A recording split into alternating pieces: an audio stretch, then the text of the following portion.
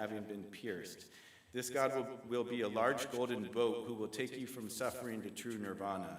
Don't desire to look for the old path, or you will find no release. Change your old heart attitude and get a heart whose light, as bright as fireflies, will shine down from above into your hearts. Then you will have victory over your enemies on 4 sides, on 8 sides. If anyone tries to harm you, then you will have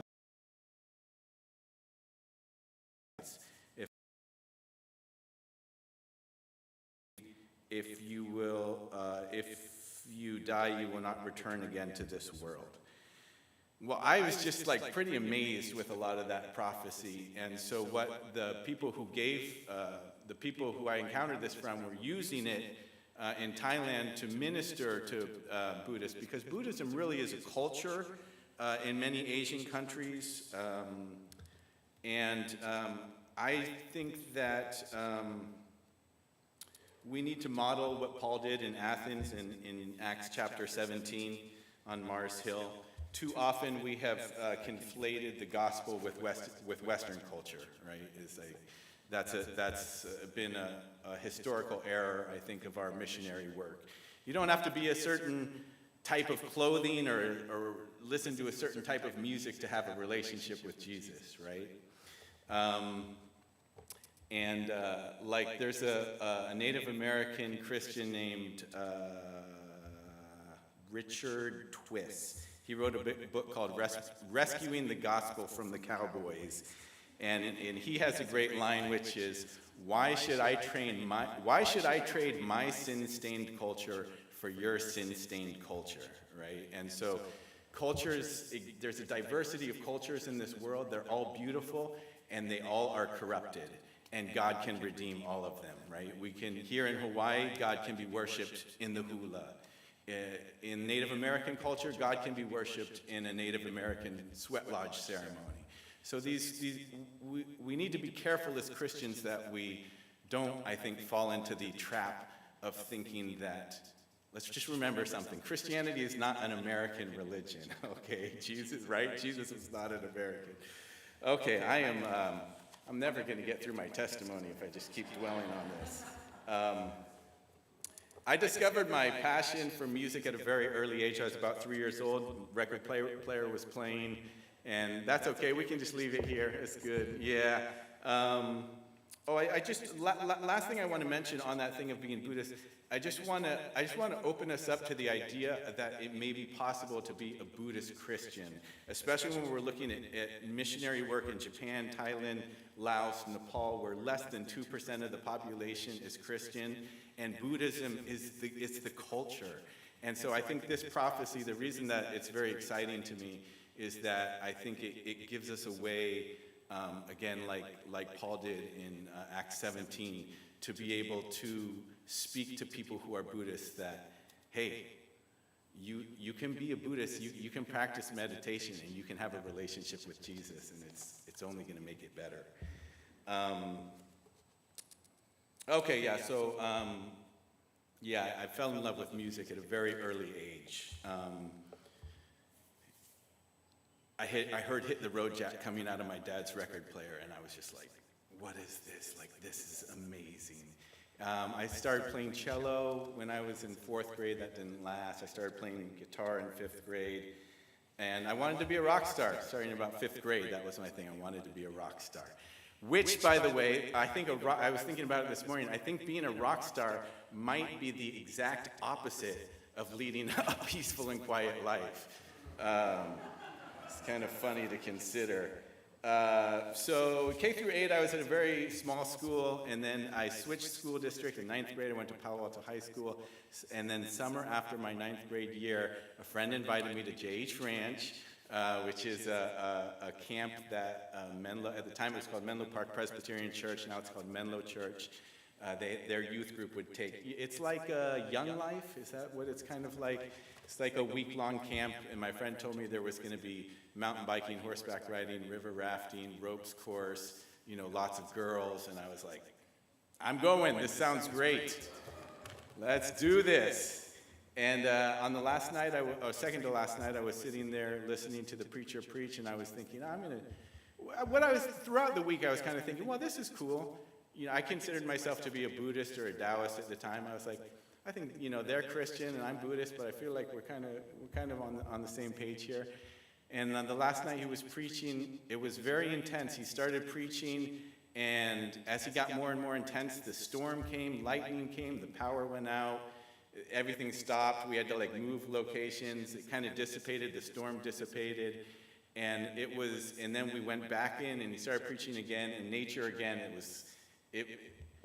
It was very odd, and it seemed supernatural. But anyways, I was thinking, I'm going to tell this guy that he did a great job. And then all of a sudden, I just felt almost like all the blood drained out of my body, like I had just been blind to something my whole life. And I just started crying uncontrollably. And I really wanted to talk to the guy who had been preaching, but after the sermon, there were several different leaders up there. I ended up talking to a leader who, in my high school judgmental mind, I thought was a geek, and I wasn't happy to be talking to him. He asked me, "Where is Jesus?" I said, "I don't know." He said, "Is he in your heart?" and nodded like this, and I took that I was supposed to say yes, so I said yes. And in a moment, I was filled with joy and peace, and I was born again. I didn't know I was a sinner who needed to be saved. I didn't, there was no, kind of stepping stone of me getting there. It was just supernaturally that I was born again in that moment. And I ran back to the cabin in the rain with a friend of mine, just laughing, and got into studying the Bible. And they said, "Oh, when you get home, this feeling is good, this high that you're on is going to go away, and you're going to get discouraged and stuff." That didn't happen for me. Jesus has been an important, or I'd say the kind of the center of my life from that moment, even though there's been many times in my life and my lifestyle that I would definitely not have been recognizable as a Christian since then. Again, I was raised by rebels. I loved Jesus, but I didn't think that partying was bad. I didn't think there was anything wrong with partying. So in high school, I continued to go out to parties and stuff. But when I was partying, we were drinking alcohol and stuff, I was talking to people about Jesus. Again, I wanted to be a rock star. I still wanted to be a rock star. I played in a lot of different bands in high school. And I did a lot of things I'm this good now, so by the time I'm 20, I'm going to be this good, and then I'm definitely going to have a record. All these fantasies and stuff. A really important mentor for me at the time, a man named Steve Gray. He would pick me up every week. He would take me out to breakfast. We would do a Bible study. He would take me to the church youth group. And oftentimes he would take me out to lunch afterwards. With a group of people from the church. I joined the church band and started playing on Wednesday nights there, which was led by a man named Dave Pickett, a very humble, quiet man, an absolute monster musician, amazing musician with a very eclectic taste in really excellent music. And if there was an adult in my life at the moment that I wanted to be like, it would be Dave Pickett. And it's really interesting for me to look at my life now and see raising up, for those of you who remember Nick and Reed, or now having London here and to be doing the music. It's very cool to kind of see how, in fact, to see David Pickett's influence on my life, or that I'm almost his fruit or something. On our last night together before I left for college and he was going to be moving out of state, we went for a walk, and he told me that the most important thing that he had realized was you have to take the whole Bible or none at all. You can't pick and choose. And that was kind of a really instrumental, moment for me, because I was still wrestling through all this liberal intellectual ideology and worldview that I was coming from, and still, thinking, oh, maybe there's multiple different paths and, all these kind of ideas. I was in high school, I would say, began a pattern of overcommitting and overachieving, taking all AP classes, being friends with so many different kind of people, playing in all these different kinds of bands, doing sports. And then went to college, and Oberlin College in Ohio. Well, my parents were like, where are you going to go to college? It wasn't are you going to go to college? It was where are you going to go to college? And I was like, where do you go to college to become a rock star? And so, like, we looked at a lot of different colleges. None of them seemed to, like, be geared towards that at all. But Oberlin had the music conservatory there. And so I was going there. My plan was to do a degree in religion and music. And when people asked me, what are you going to do with that degree? I told them, start a revolution. And when I was at Oberlin after my first, went from being a big fish in a small pond to all of a sudden being around all these guys who've been practicing from the time they were like born, I guess. And so I started practicing like 8 hours a day and got repetitive stress syndrome in my fingers and couldn't play guitar anymore. One of the themes as I was preparing this testimony that I see is that in the moments that looked like setbacks was always a setup for God to do something awesome. I like the saying, what God has in mind is to blow your mind. And I see that, for example, with getting the repetitive stress, I was devastating. And I met a man in my life at that time, very unusual man named Terry Hosoffel. And he introduced me to like questioning Darwinism, questioning evolution, questioning the liberal, political ideology I'd come up with. And he returned again later in my journey, but at this moment, I was so devastated, and he was almost like, what are you worried about? Like, God works all things together for good. Like, don't worry about it. But that finger injury is what drove me to start really getting into harmonica more deeply. After 2 years at Oberlin, I've testified before about Oberlin encountering Marxism and his critique of religion. It really shook me. The very, very strong sort of, Marxist movement at Oberlin. And, Karl Marx has a great indictment about religion being the opiate of the people and people using it to, control the masses and whatnot, which of course has elements of truth. And that was combated for me when I discovered the writings of Martin Luther King. Specifically, the book Strength to Love was very impactful to me. But to encounter his writings where he just categorically rejects Marxism because it's founded on materialism. And the material world is not all there is. And it was just, the clarity of his thinking was a huge comfort to me in that moment. But after 2 years of, seeing all these rich kids champion the proletariat and everything, I was becoming very disillusioned about the world I was in. I wanted to find where reality was. And I decided to take a year off my plan was to go to India, but I ended up that summer writing a whole bunch of reggae songs and then meeting this man from Jamaica who went by the name Earl Zero, who had grown up with Bob Marley and made all these records and stuff.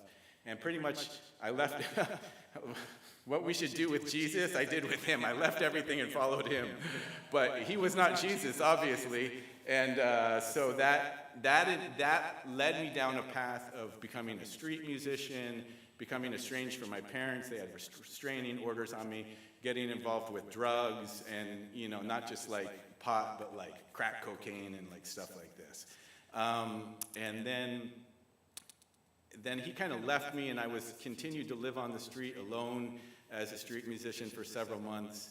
Definitely some of the most challenging times of my life during that period. And I was in Santa Cruz at the end there. I met a girl and proposed to her after like doing acid, and then we hitchhiked across the country to Jacksonville, Florida, where she was from. And I lived there for, I think, the better part of a year in the same kind of lifestyle, just cocaine and alcohol. But reading my Proverbs in the morning, but, just smoking a pack of cigarettes a day and just like I said, like you would not have recognized me as a Christian. And my dad came out and visited one time. They were trying to figure out how to reel me back. They couldn't figure out, they were incredibly distressed through all of this. And then I got in a fight with her, and I was on my way down to the Keys. I was hitchhiking down to the Keys, and I got hit by a car on the side of the highway. I was walking down the highway. So the car must have been going at least 40 or 50 miles per hour, and I did a backflip, hit the windshield, bounced off. Amazingly, somehow had no broken bones. Like I couldn't walk because it was so bruised, and I had to get some stitches and stuff.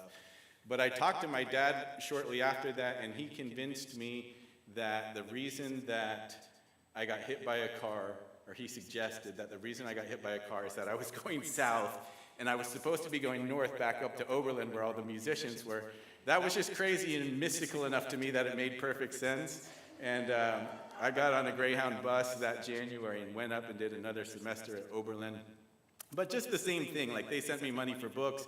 I checked out the books from the library, used all the money to buy pot and alcohol and you know, continue the same lifestyle. And then I got evicted after that summer. I met a girl. Well, no, first that same guy, Terry Hosoff, man, I'm like trying to condense this.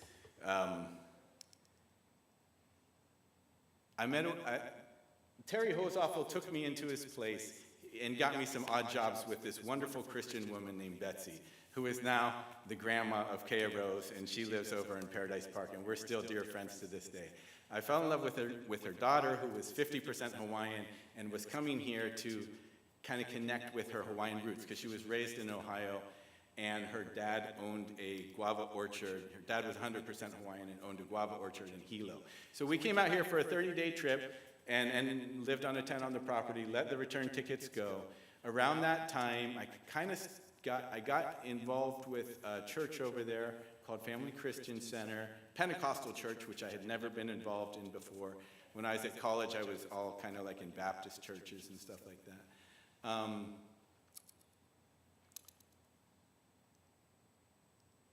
I was working on a farm during that season, and being poor and hungry, it made it easy to seek Jesus. I think, like Kurt, was an interesting testimony. In my experience, when you know that you're desperate, it's easy to seek God. I think we're always desperate, but at times when we're blessed with good health and wealth, then it's more difficult to realize our actual true desperation. I left that church to go to Sure Foundation and faced intense persecution from the leadership of that church, which included losing my job on the farm. And of course, I was living paycheck to paycheck and couldn't handle that. I was spending time alone with God, and I heard the Ark of Hilo, the Ark of Hilo, the Ark of Hilo. I called the Ark of Hilo, and I said, "You wouldn't happen to have any job openings, would you?" And she said, "That's so weird. I just had somebody run off applications for jobs." So I got a job working at the Ark of Hilo, which is a place that works with people with disabilities. Around this time, I was raised with the worldview that poor people are good and rich people are bad. I don't know, I don't think that my parents think that, but that somehow was the value that I had. And at this point in my Christian, I started encountering the prosperity gospel, but from preachers, but also just every time I opened the Bible, it was like God delights in the prosperity of his servants, all this kind of stuff. And I started reading all these books like Rich Dad, Poor Dad by Robert Kiyosaki, and one called How to Buy Your First Home or Investment Property with No Money Down by Carlton Sheets. And I started studying all this stuff and started believing God for big things, and we also got married. Maggie, my first wife, and I got married in 1999, at the end of 1999. So this is now 2000, and we bought a home, and then we bought a rental property, and then we bought another rental property, and the techniques work. I learned a lot of really good things, and I just happened to be in a moment of time where it was kind of easy to find properties that you could leverage to the hilt, and they would cash flow, and it just kind of built and built. I took a job doing yellow page sales, which was just kind of do or die commission, and that kind of started going well.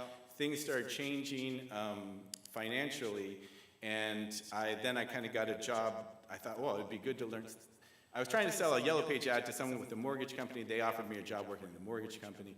So I started getting into this whole world of mortgages and real estate investing and developing and building spec houses. And I started my own mortgage brokerage and started bringing people on. And then bought a condo at the Fairway Villas in Waikoloa. Then we bought a lot up in Pu'ulani Ranch and started building this $1.2 million house up there. We had bought these two 24-unit apartment buildings to condominiumize in Hilo. There were all these delays with it, and then something happened called 2008. And the whole house of cards came crashing down. And so I was, seeking God every morning in my prayer closet. God, what should I do? God, what should I do? And the answer that kept coming back was music. And I was like crying like, God, my personal bills are $9,000 a month. Music is not going to cover that. Like, give me, but at the same time, music was like I said, it was my passion. And so finally in August of 2009, I said, okay, God, I'm only going to do music-related things for income. So since August of 2009, I've only been doing music-related things for income. And that started with, doing some little private lessons and taking, little like $50 gigs, whatever I could do.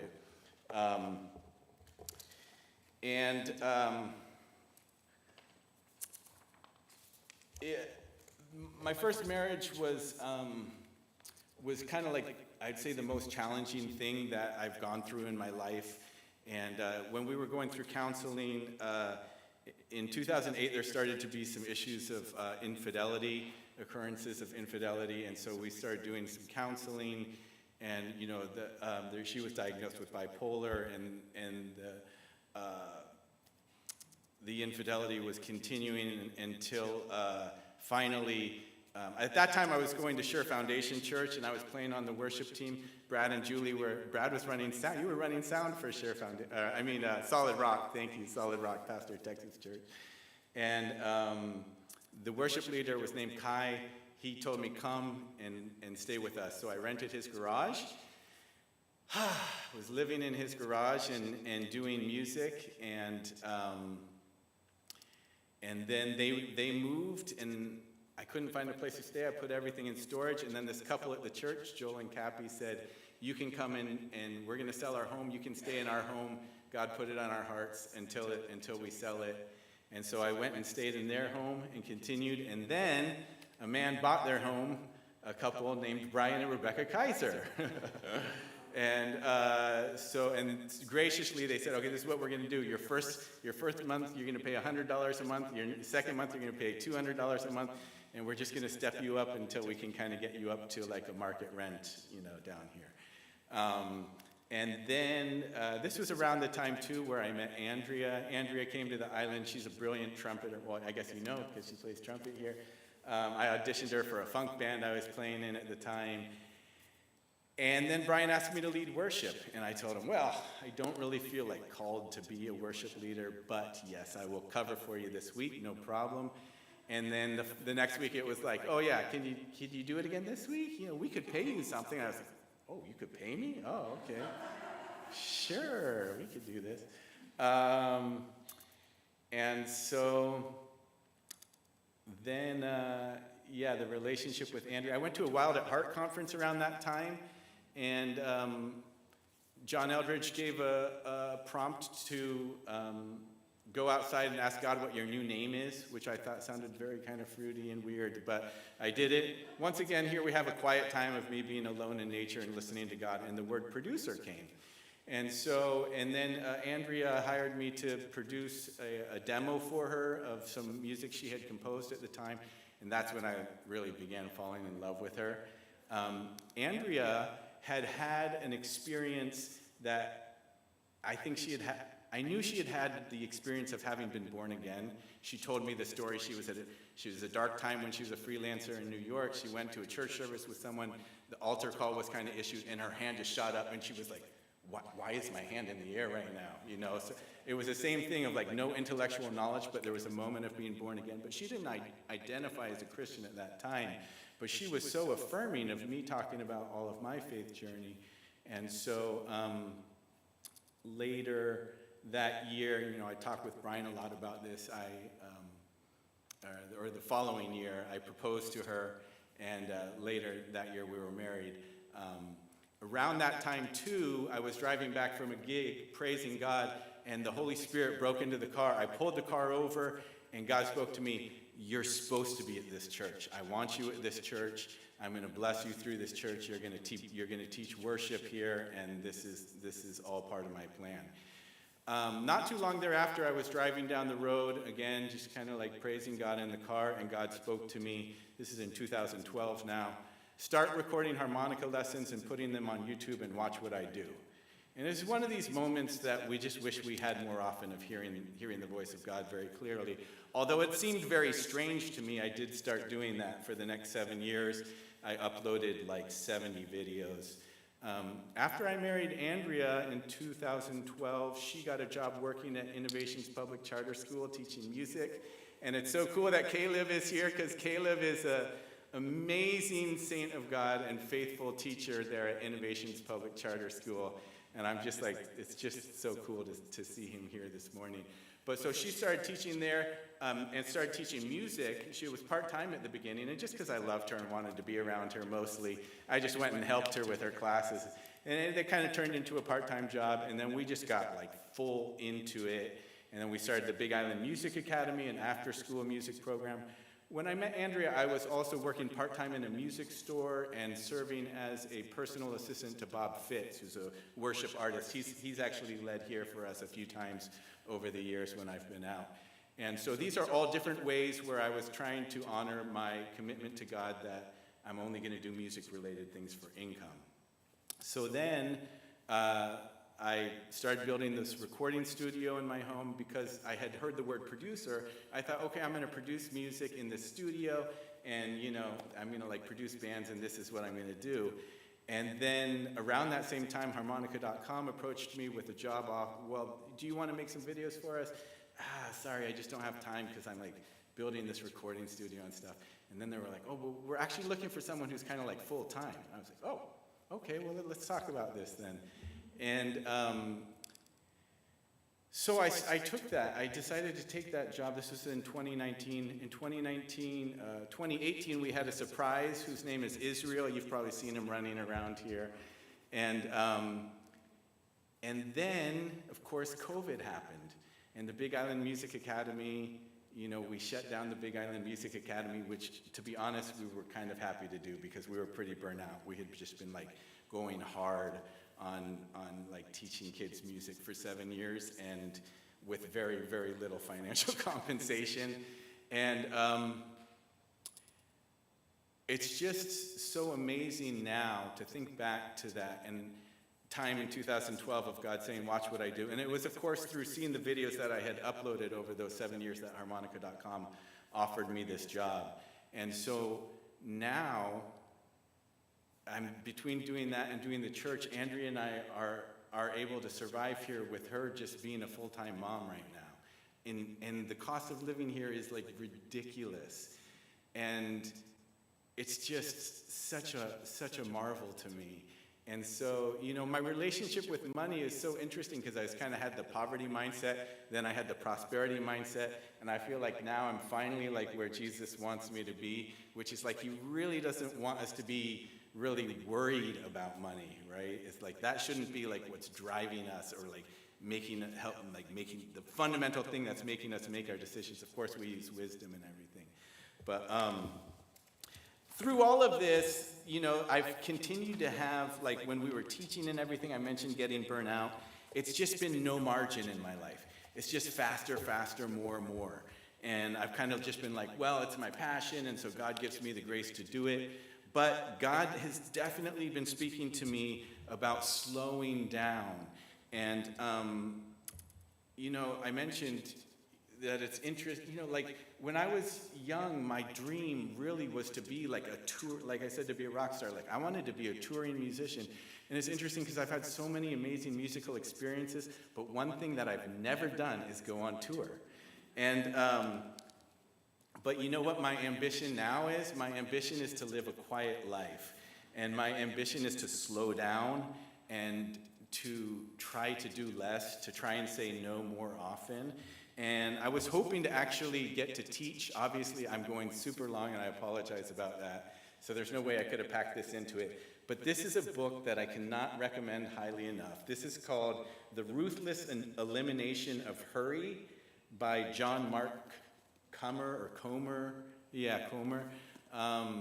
And this is mine. Andrea's reading this copy right now, but when she's done with it, you're welcome to borrow this copy. I bought a copy for Brian and a copy for Rebecca too. And it is about the culture of hurry that we live in right now.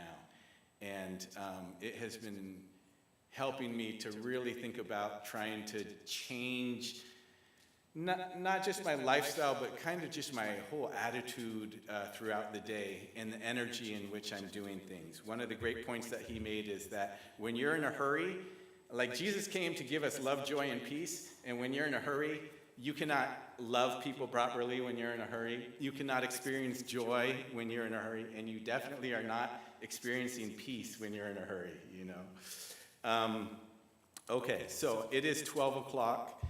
I am sorry for going so long. Thank you for listening to my testimony, and I hope that that theme of like crisis being God's catalyst for change, what appear to be setbacks are actually setups for him to do amazing things. Our character is developed in the most difficult times. His will for our life is better than our own will for our own life. He knows things we don't know.